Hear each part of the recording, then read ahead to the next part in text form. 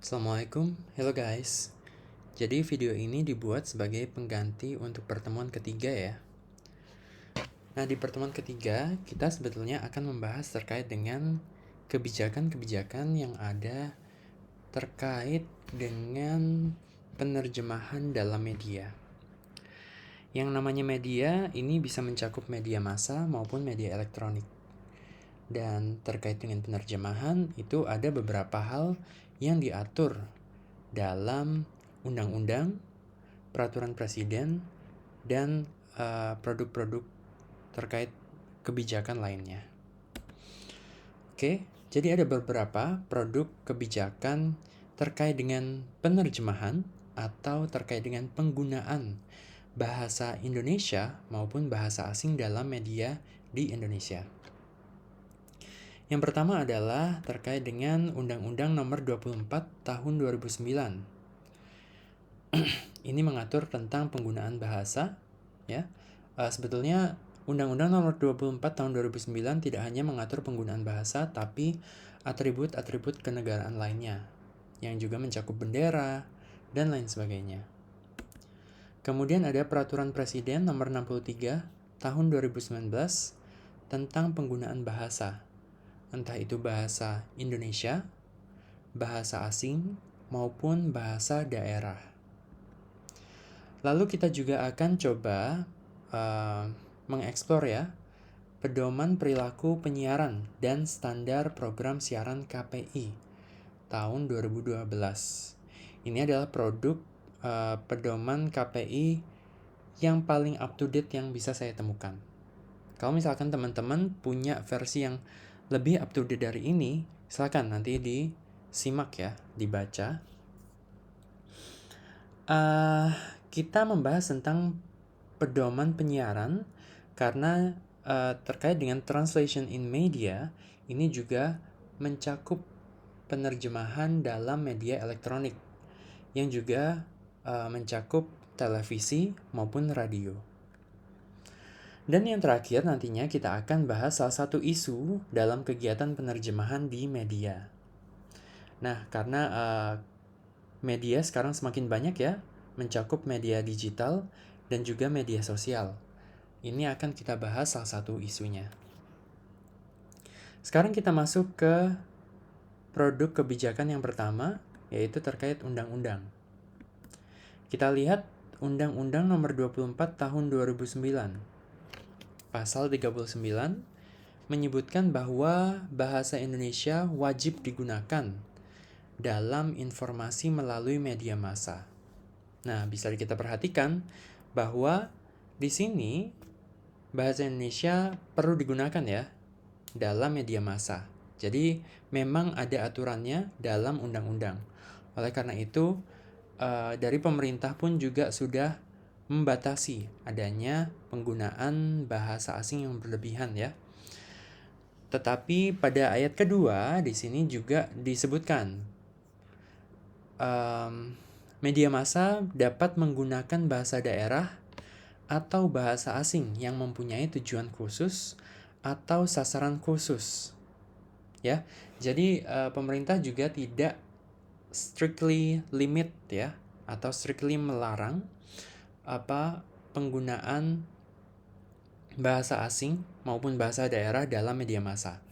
Boleh menggunakan bahasa asing ataupun bahasa daerah asalkan memang ada sasaran khusus. Contohnya adalah The Jakarta Post. Itu kan completely using English ya. Jadi The Jakarta Post itu adalah salah satu media di Indonesia yang menggunakan bahasa asing. Karena memang sasarannya adalah para speakers of English ya. Jadi para penutur bahasa Inggris yang ada di Indonesia. Baik itu ekspatriat, mahasiswa asing, ataupun orang-orang misalkan imigran ya, yang mungkin mereka masih belum terlalu tahu tentang bahasa Indonesia, tetapi ingin up to date ya tentang berita yang ada di Indonesia. Oleh karena itu mereka bisa memanfaatkan media seperti The Jakarta Post.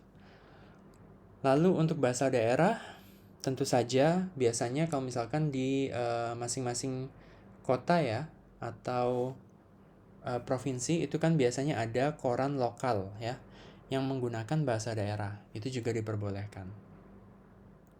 Tetapi secara umum, bahasa Indonesia adalah yang bisa diterima ya, secara nasional. Ini adalah aturan yang pertama terkait dengan penggunaan bahasa dalam media massa di Indonesia. Lanjut ke peraturan presiden. Kalau misalkan tadi peraturan dalam kebijakan dalam undang-undang itu hanya mengatur secara umum, peraturan presiden ini mengatur lebih spesifik terkait penggunaan bahasa dalam berbagai aspek di Indonesia. Nah, yang saya cantumkan di sini hanyalah penggunaan bahasa dalam media massa saja, ya. Jadi peraturan presiden nomor 63 tahun 2019 tentang penggunaan bahasa. Tapi yang saya cantumkan di sini hanyalah yang terkait dengan penggunaan bahasa dalam media massa. Nah, di sini disebutkan bahwa bahasa Indonesia itu wajib digunakan dalam media massa cetak maupun media massa elektronik. Seperti yang tadi ya, tidak menutup kemungkinan penggunaan bahasa daerah maupun bahasa asing. Oke. Selanjutnya kita ada yang namanya pedoman perilaku penyiaran dan standar program siaran KPI. Nah, sebelumnya tadi terkait dengan penggunaan bahasa Indonesia dalam media massa. Di sini berarti nantinya berita-berita yang disampaikan di Indonesia itu secara umum menggunakan bahasa Indonesia. Oleh karena itu, sempat kita review ya pada pertemuan kedua, kita mencoba melihat bahwa ada berita asing ya, itu dituliskan dalam bahasa Indonesia ya, atau diterjemahkan dalam bahasa Indonesia. Alasannya yaitu tadi, salah satunya adalah karena ada kewajiban penggunaan bahasa Indonesia dalam media massa. Selain itu juga ada penyesuaian terkait dengan target audience atau sasaran dari media massa tersebut. Dan juga ada pertimbangan tentang keberadaan cabang dari perusahaan media tersebut di negara-negara tertentu ya. Jadi mungkin mereka tidak memiliki kantor cabang di negara lain sehingga mereka memanfaatkan berita yang sudah dipublikasikan atau diterbitkan oleh kantor berita asing sehingga nantinya tinggal diterjemahkan saja. Oke. Itu adalah terkait dengan peraturan presiden nomor 63 tentang penggunaan bahasa dalam media massa. Lalu bagaimana dengan penggunaan media massa dalam penyiaran ya? Nah, kita merujuk pada kebijakan yang diterbitkan oleh KPI, Komisi Penyiaran Indonesia. Oke. Kita lihat yang pertama terkait dengan penggunaan bahasa, bendera, lambang negara dan lagu kebangsaan. Nah, di sini sudah saya highlight tentang penggunaan bahasanya ya.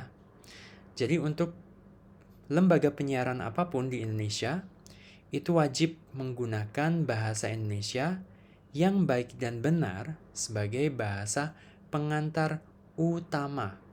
Oke. Jadi di sini dijelaskan ada bahasa pengantar utama.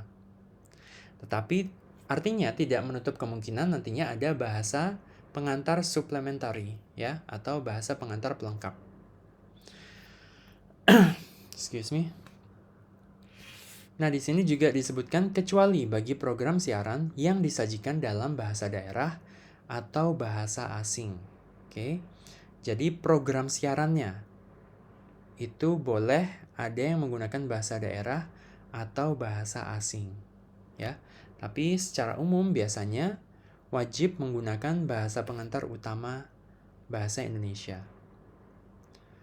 Nah, di sini juga disampaikan bahwa lembaga penyiaran dapat menggunakan bahasa asing sebagai bahasa pengantar dalam program siaran paling banyak 30% dari waktu siaran per hari. Ya. Jadi kalau misalkan tentang penyiaran film, ya, film barat di stasiun TV itu diperbolehkan.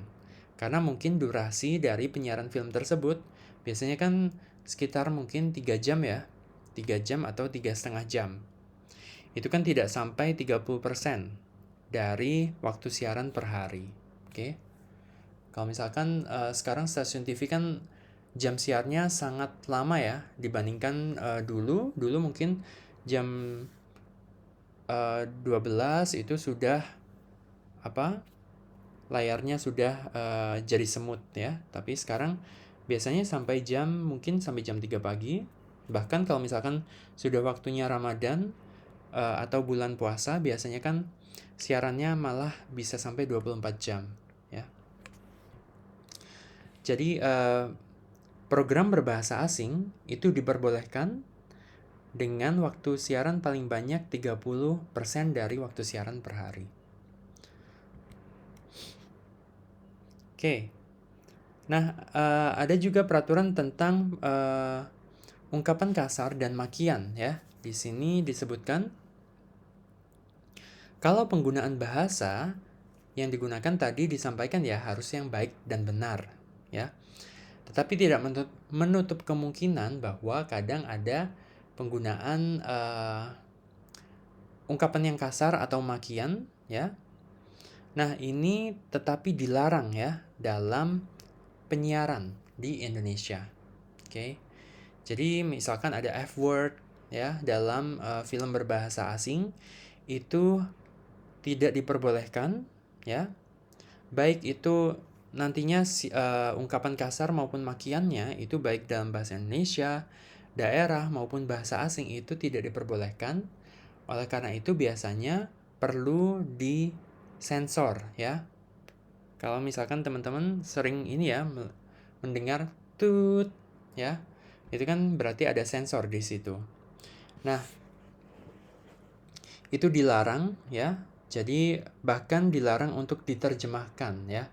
Terjemahannya biasanya mungkin tidak menggunakan terjemahan untuk yang real tentang F-word ya. Jadi mungkin biasanya penerjemahannya adalah persetan ya. Persetan dengan kau. Biasanya seperti itu ya. Jadi tidak menggunakan F-word-nya. F-word-nya biasanya juga disensor. Oke. Alright. Atau misalkan B-word juga sama. Itu juga biasanya tidak diperbolehkan untuk diperdengarkan dalam siaran di Indonesia. Jadi ada pelarangan seperti itu, sehingga nantinya biasanya para penerjemah harus bisa kreatif untuk menerjemahkan hal-hal tersebut ya. Di sini juga disebutkan ya bahwa tidak hanya kata-kata saja yang dilarang, tapi juga non-verbal ya. Bisa juga penggunaan simbol seperti middle finger itu juga kadang di blur ya. Kalau misalkan di siaran TV, dan juga hal-hal lain ya yang terkait dengan ungkapan kasar dan makian. Nah, selanjutnya masih terkait dengan bahasa asing ya, penggunaan bahasa asing di siaran TV. Seperti yang tadi sudah dijelaskan ya bahwa bahasa asing itu boleh ya masuk dalam siaran TV, tetapi tidak lebih dari 30% dari seluruh waktu siaran per hari. Nah, di sini tidak hanya penyiaran, bahkan bahasa asing dalam pemberitaan ya. Kalau siaran kan berarti cukup luas ya, tidak hanya tentang berita, tetapi juga siaran tentang siaran film ya, itu juga termasuk. Tetapi durasinya di sini baik itu berita, film maupun apapun ya, tidak boleh lebih dari 30% porsinya dari waktu siaran dalam sehari. Nah, di sini adalah tugasnya penerjemah nih. Ya, yang B, wajib menyertakan teks dalam bahasa Indonesia. Nah, ini biasanya untuk program siaran ya, terutama film, kita bisa nantinya melakukan subtitling terkait dengan film berbahasa Inggris ya, atau kalau teman-teman perhatikan mungkin sekarang ada beberapa film meskipun tidak berbahasa Inggris, tetapi juga menggunakan subtitle ya. Ini maksudnya menyertakan teks berarti subtitle. Dengan pengecualian program khusus berita bahasa asing ya. Ini kalau dulu ya itu kan sempat ada ya program berita khusus bahasa asing di SCTV dulu itu tiap pagi setelah liputan liputan 6 yang pagi ya, itu biasanya ada program bahasa asing. Dulu juga di Indosiar juga ada program khusus berita bahasa asing. Untuk program seperti itu tidak perlu diterjemahkan ya, karena memang itu adalah program yang langsung disiarkan untuk target audiensnya ya orang-orang asing ya, atau orang yang internasional seperti itulah ya.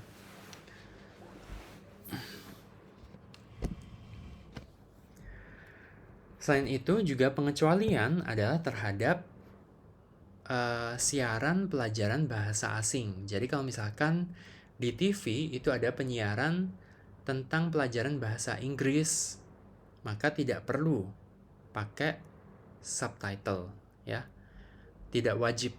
Tapi kalau misalkan dari stasiun TV-nya mau memberikan subtitle, it's fine ya. Itu adalah pilihan mereka.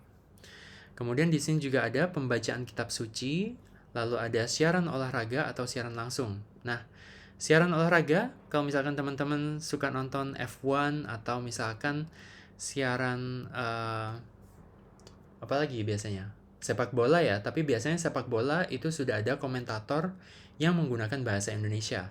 Tapi kadang ada juga siaran sepak bola itu yang langsung siaran langsung, sehingga kadang tidak pakai komentator ya. Itu juga ada. Ketika misalkan ada siaran olahraga ataupun siaran langsung, maka tidak wajib untuk menyertakan subtitle di situ ya. Sehingga stasiun TV boleh menyiarkan program-program tersebut tanpa membutuhkan penerjemah ya.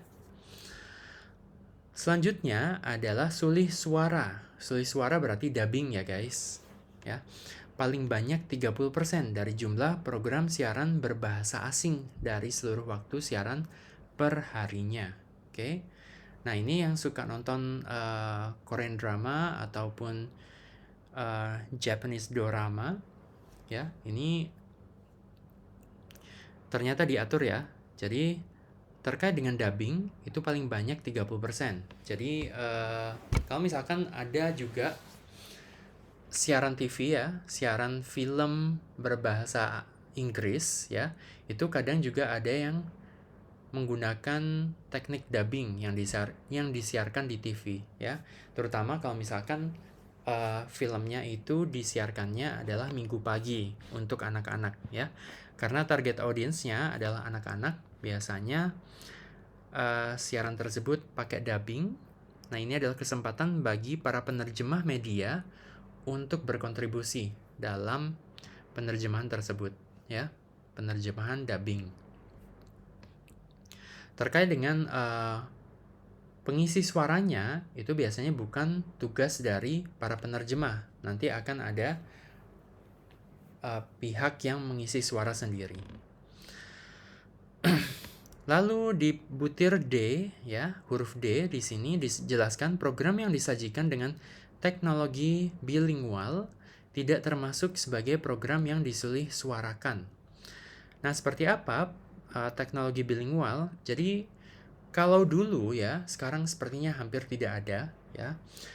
Ada beberapa program itu yang sudah ada lambang bilingualnya. Ketika ada lambang bilingual, itu artinya program tersebut bisa dinikmati baik dalam bahasa Inggris maupun dalam bahasa Indonesia. Ya. Jadi biasanya ada pilihannya ya di situ. Nah, untuk program bilingual tersebut tidak termasuk sebagai program yang disesuaikan. Kalau disesuaikan berarti hanya tersedia dalam satu bahasa saja. Kalau bilingual ini berarti ada 2 bahasa. Ketika ada 2 bahasa, berarti dia tidak termasuk dalam porsi 30%. Jadi dibebaskan dalam 30% karena sudah tersedia dalam bahasa Indonesia juga. Oke? Dan tidak hanya tersedia dalam bahasa asing. Sedangkan untuk sulih suara, ini masuk dalam porsi 30% ya dari ketentuan ketentuan pembatasan siarannya tadi ya.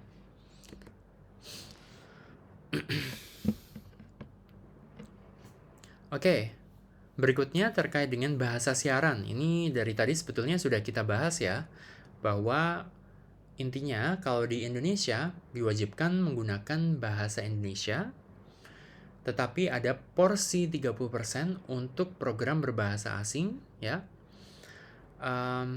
Kecuali kalau misalkan program tersebut memang ada yang program berita berbahasa Inggris ya, itu kan memang completely in English.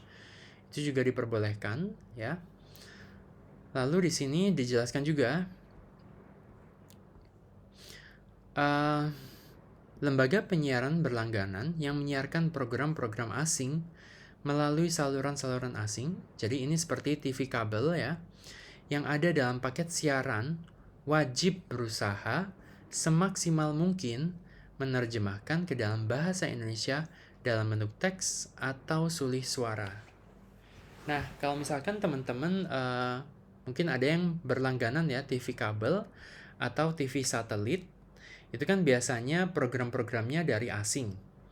Nah, itu juga kadang kita bisa mendapatkan subtitle ya bahasa Indonesia dalam program-program tersebut ya. Jarang sekali mereka menyediakan sulih suara atau dubbing, meskipun memang ada, tetapi itu jarang sekarang ya. Kebanyakan mereka menggunakan subtitle saja. Nah, subtitle berarti ini adalah tugasnya penerjemah. Ternyata dari kebijakan yang ada yang disediakan oleh baik itu pemerintah maupun KPI, ini cukup mendukung ya terkait dengan tugas ya, mendukung adanya lowongan pekerjaan ya, atau lahan buat para penerjemah media ya. Jadi silahkan nantinya mengeksplorasi ya, ketika teman-teman yang tertarik dengan profesi penerjemah di media, ada lahannya, dan ini didukung oleh kebijakan-kebijakan yang ada di Indonesia. Nah, selanjutnya dari tadi itu secara umum ya, baik itu terkait dengan penyiaran ya. Kalau penyiaran bisa mencakup berita, bisa mencakup film. Sekarang adalah terkait dengan siaran iklan. Di sini dijelaskan ya, ini juga masih dalam pedoman punyanya KPI tadi.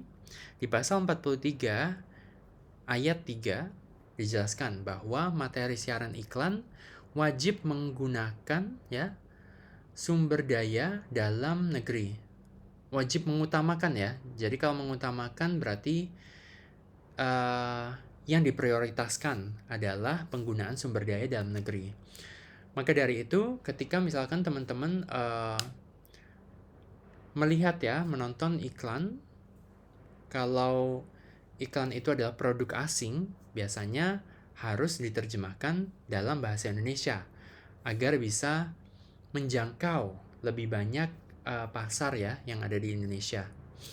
Itu terutama untuk produk-produk kebutuhan sehari-hari. Misalkan kalau kalian kemarin sudah ini ya banyak ya yang menyebutkan ya, ada shampoo, ada sabun, lalu juga ada makanan ya seperti es krim yang juga iklannya kita tonton, dan lain sebagainya. Tapi perhatikan kata mengutamakan ini berarti memprioritaskan saja, tidak menutup kemungkinan adanya penggunaan sumber daya asing ya.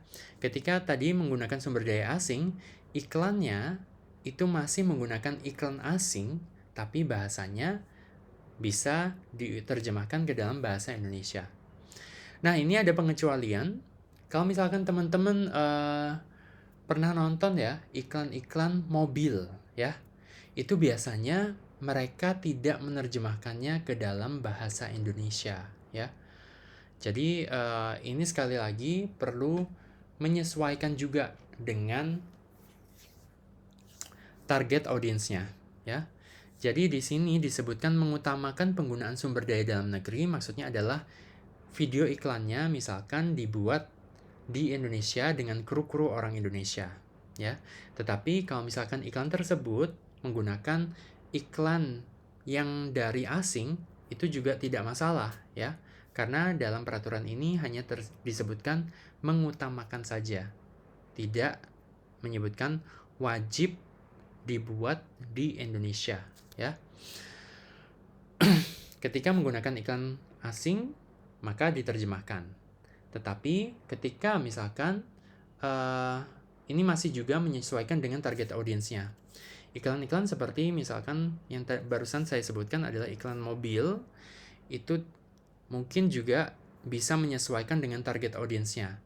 Ketika target audiensnya itu dirasa adalah orang-orang yang mampu berbahasa Inggris, maka biasanya perusahaan-perusahaan tersebut tidak pakai menerjemahkan iklannya dalam bahasa Indonesia.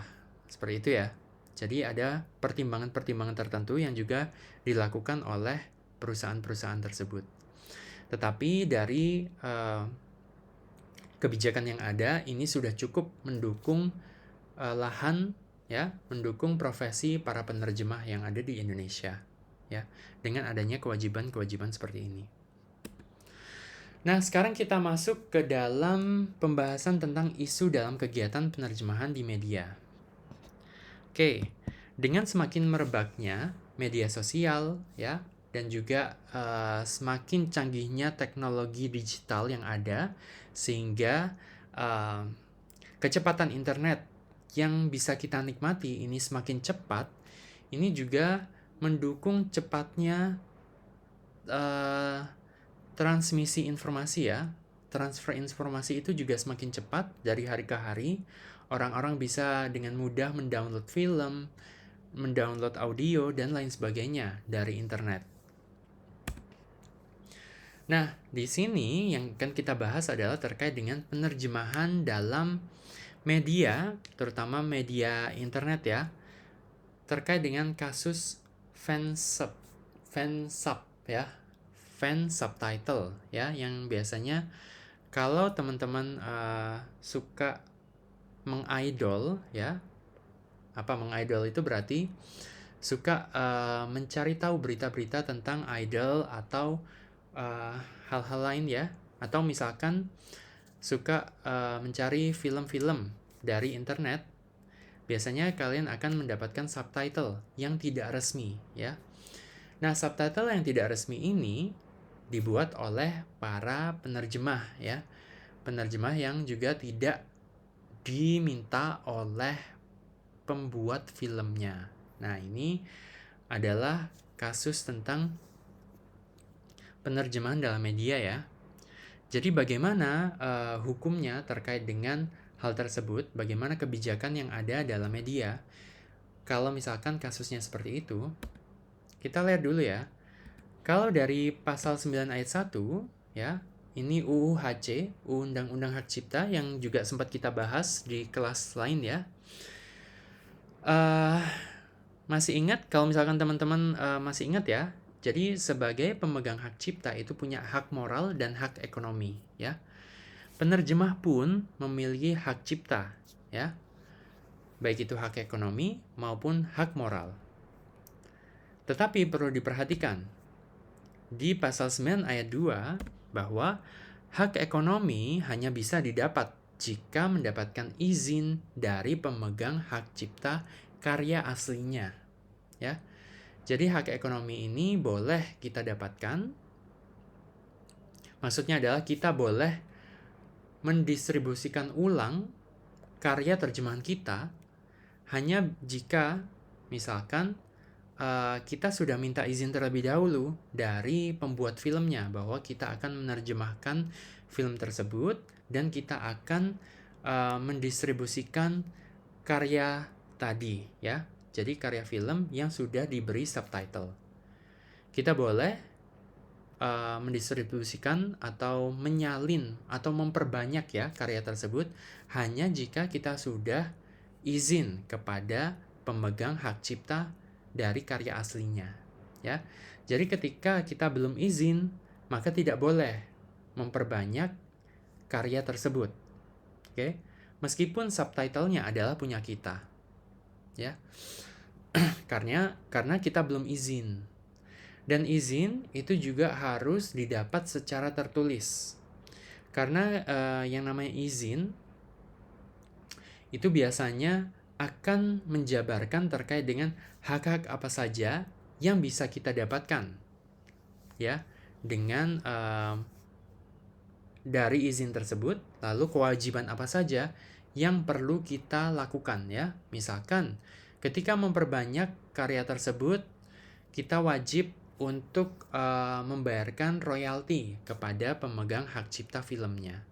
Ya, itu adalah hal-hal yang harus diatur dalam izin tadi. Oke. Lalu bagaimana dengan fansub? Kenapa sih kok fansub itu bisa terkena dampak dari UUHC ini? Nah, teman-teman, seperti yang kalian ketahui ya, biasanya untuk fansub, baik itu fansub dari reality show, idol ya, atau apa? Ya idola-idola yang ada di luar negeri ya. Biasanya kan mereka ada reality show atau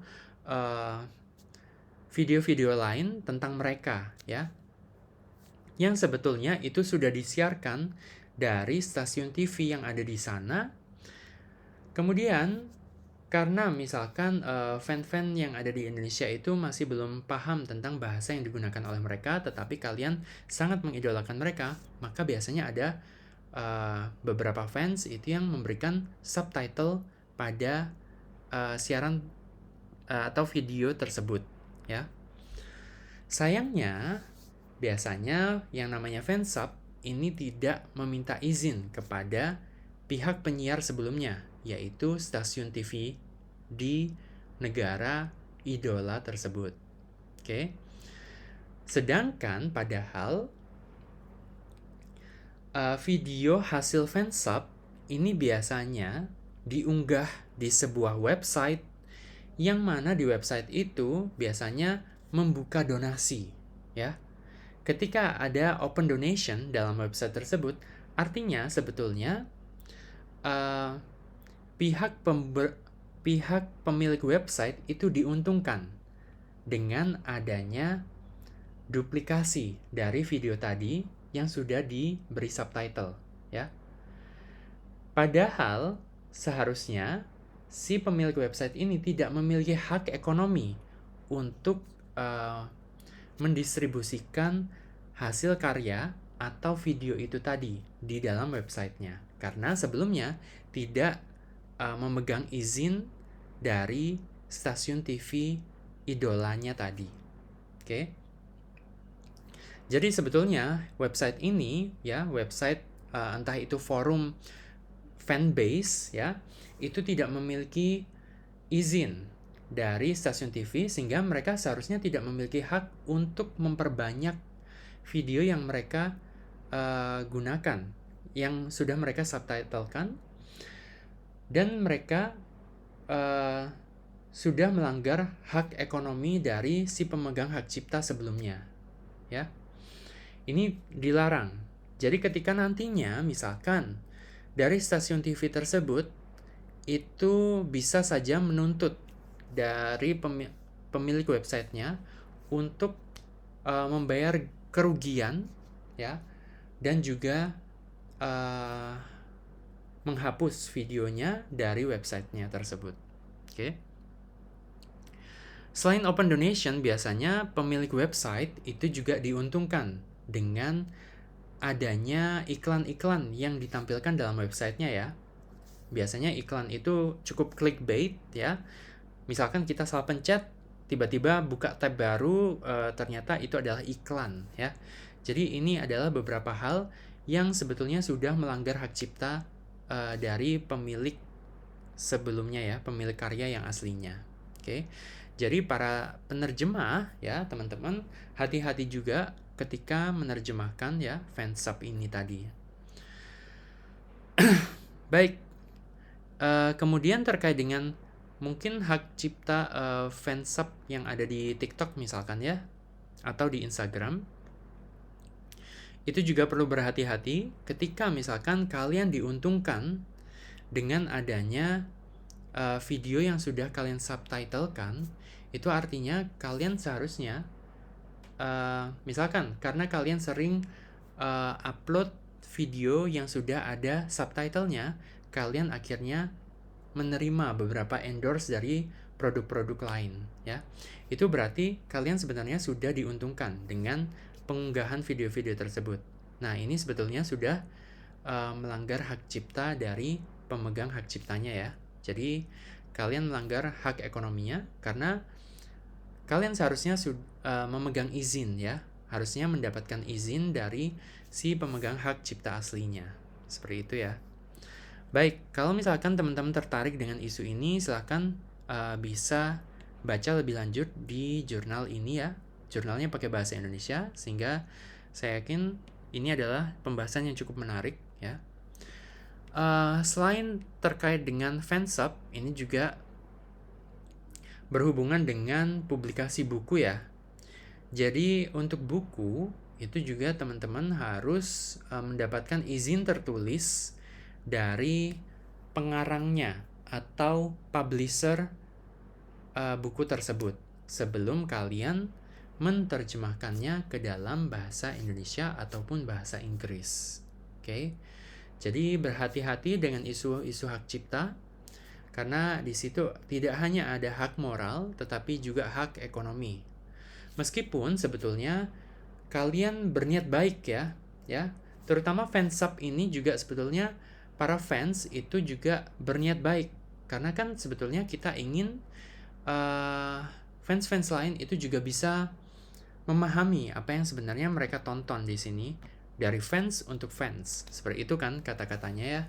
Tetapi ketika dari hasil karya tersebut ada keuntungan ekonomi yang kalian dapat, itu sebetulnya ada hak dari pemegang hak cipta sebelumnya terkait dengan keuntungan finansial yang sudah kalian nikmati.